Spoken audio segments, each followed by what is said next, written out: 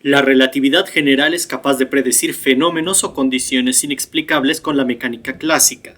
Hoy veremos cómo es el espacio-tiempo de Schwarzschild en el interior de las estrellas y haremos una crónica de su muerte con la ayuda de Oppenheimer.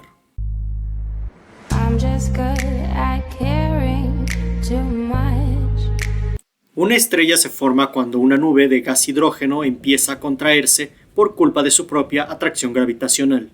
Esto requiere que haya mucha masa arremolinándose junta. A medida que la nube se compacta y se calienta, la energía cinética de los átomos de hidrógeno crea una presión que contrarresta la atracción gravitacional. Pero dicha energía se pierde paulatinamente por la emisión de radiación térmica, lo que permite que la contracción gravitacional continúe. Esto calienta aún más el gas y si la masa y temperatura son suficientes, comenzará la fusión nuclear, que encenderá la estrella y convertirá 1000 kilogramos de hidrógeno en 993 kilogramos de helio, liberando los otros 7 kilogramos en forma de luz y calor al espacio. La cantidad de energía liberada se puede calcular con la ecuación famosa de Einstein.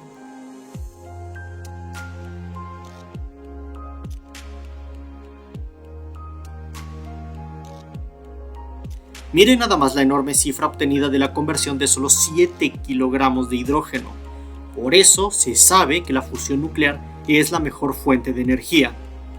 Esta estrella ahora está en una configuración estable que la mantendrá viva por millones de años.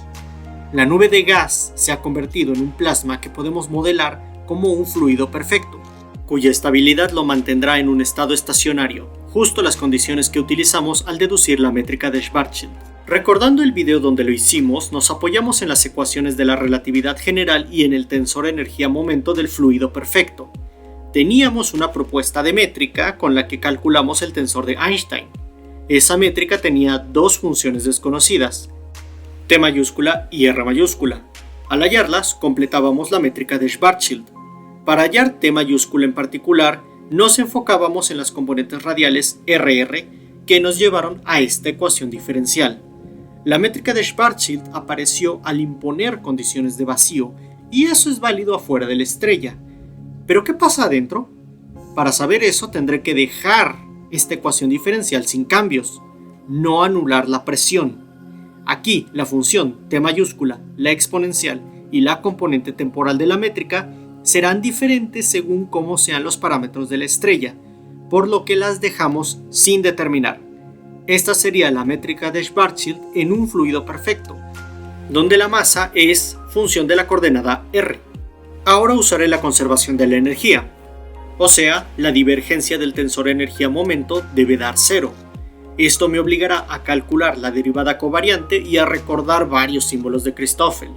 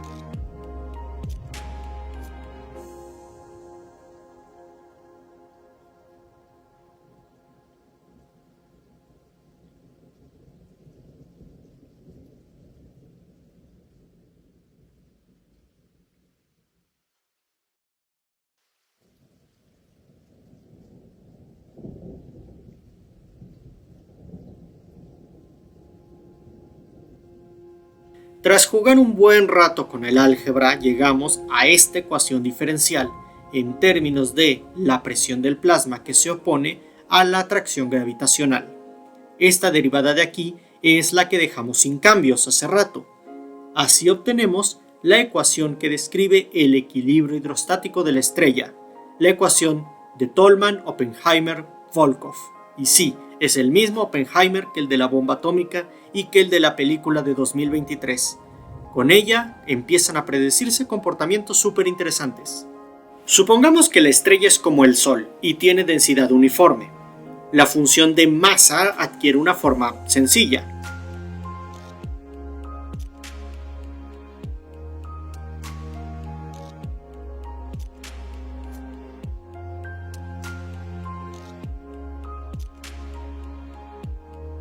Si reducimos la ecuación de Tolman-Oppenheimer-Volkoff a su versión clásica, podemos hallar la presión en el centro de la estrella rápidamente, que es finita.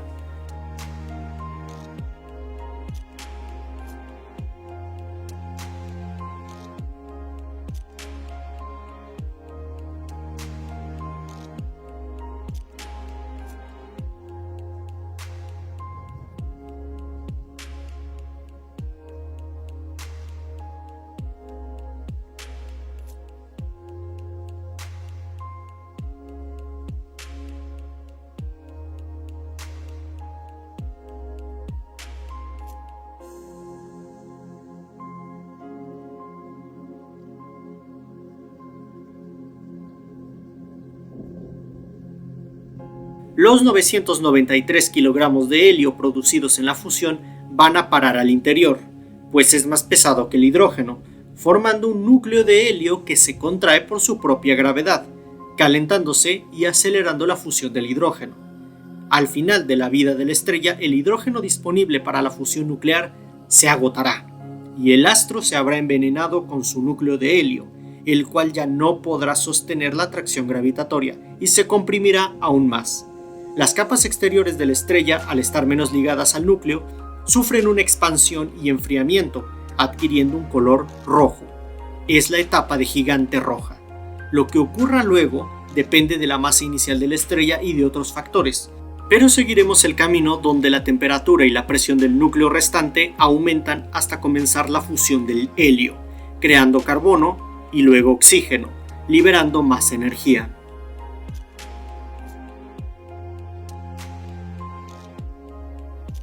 Después el carbono se fusiona para crear silicio y por último se fusiona el silicio para crear hierro.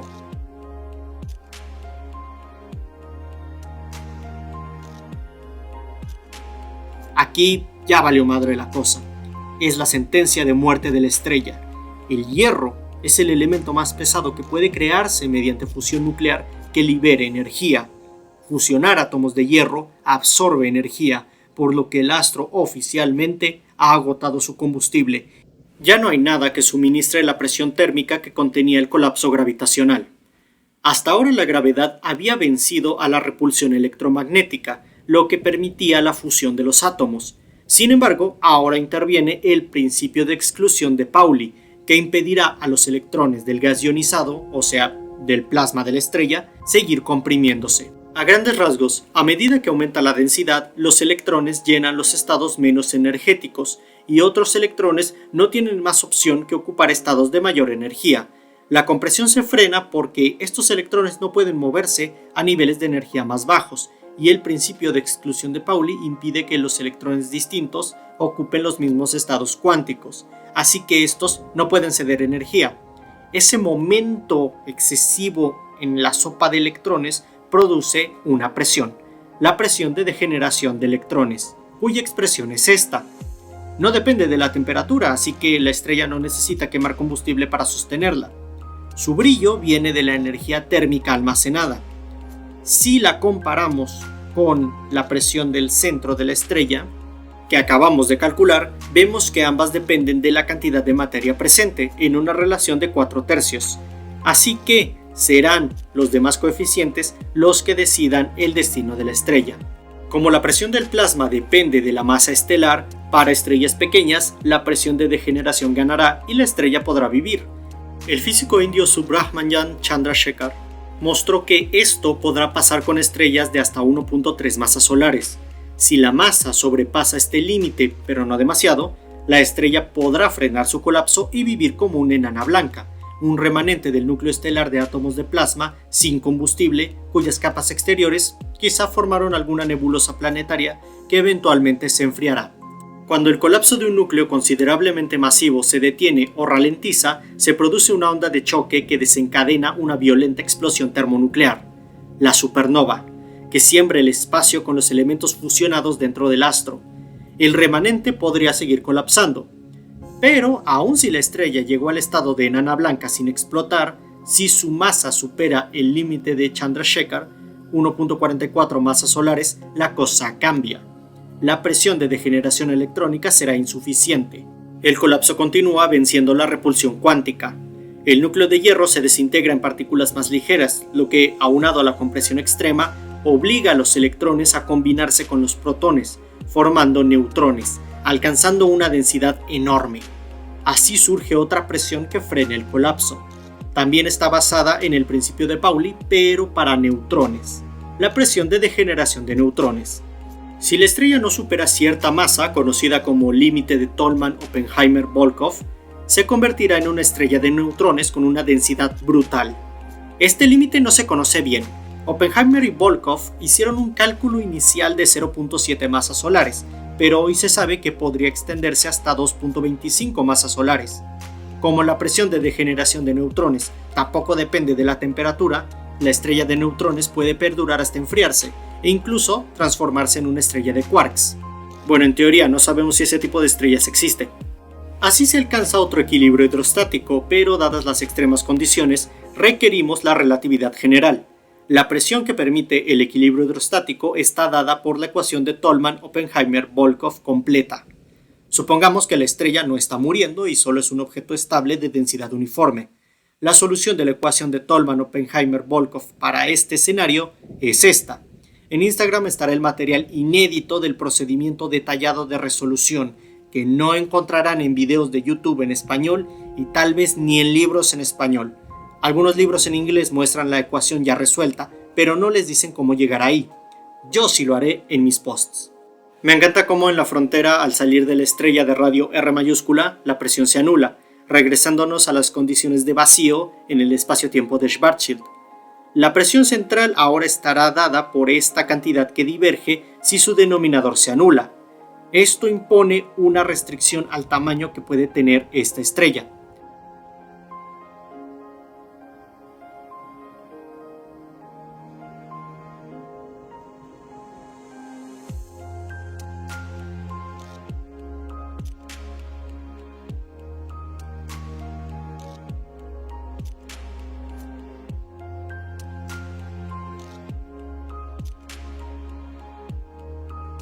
Si hago la gráfica de la presión contra el radio usando la solución de Tolman-Oppenheimer-Volkoff, notamos que una estrella con cierta masa total M mayúscula que se vaya comprimiendo hasta este radio límite irá incrementando su presión central. Al adquirir justo ese radio, la presión se dispara sin límite, y para radios menores, la gráfica se vuelve discontinua y cae a valores negativos de presión, algo no permitido. De hecho, el dominio de la gráfica llega hasta otro valor límite interesante, pero al rato lo menciono. Por ende, una estrella de densidad uniforme y masa M mayúscula debe tener un radio mayor a este para conservar el equilibrio. Despejando la masa podemos llegar a esta otra conclusión. Dado un radio de estrella, para permanecer en equilibrio, su masa no debe superar este límite. La relatividad general le ha impuesto masas máximas y radios mínimos a las estrellas.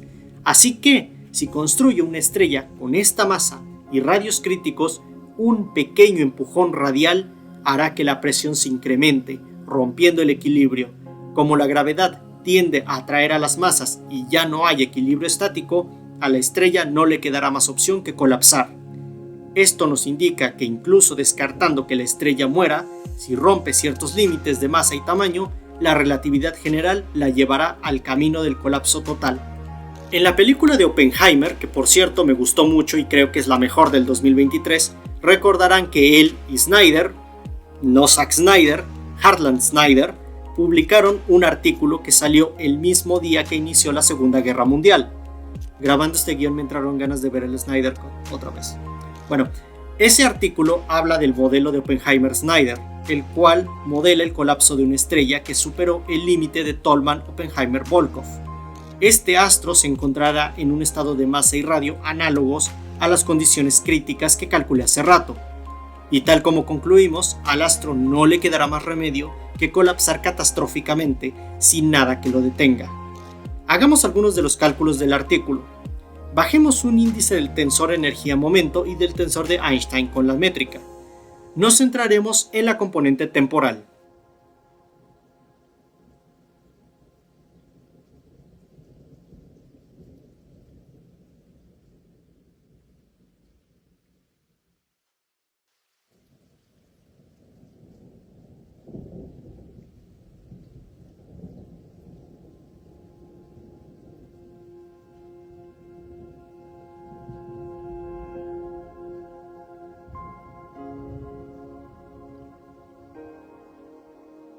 Si bien tanto en la métrica de Schwarzschild como en su versión modificada, la componente radial de la métrica tenía la función R mayúscula bien definida aquí, por las condiciones extremas la indeterminaremos también. Ahora aplicamos las ecuaciones de Einstein. Esto les ayudó a los autores a estimar cómo se comportará la función R mayúscula de la métrica dentro de la estrella.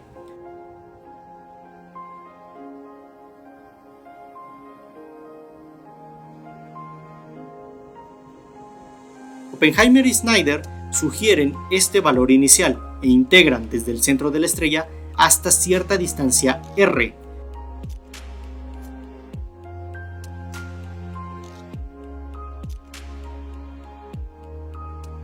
Dándome una expresión para R mayúscula que depende de la densidad de energía de la estrella. Sin embargo, ya vimos que superando ciertas condiciones críticas, el colapso es inevitable. En el artículo concluyen que observadores externos, por ejemplo, Sydney Sweeney, Zack Snyder y Cillian Murphy, verán que el radio del astro tenderá finalmente a un valor crítico RS. En este punto, la función R se jode, tiene un comportamiento singular y diverge totalmente. Para una estrella de densidad uniforme, lograr que R mayúscula diverja requiere que el argumento del logaritmo sea 0.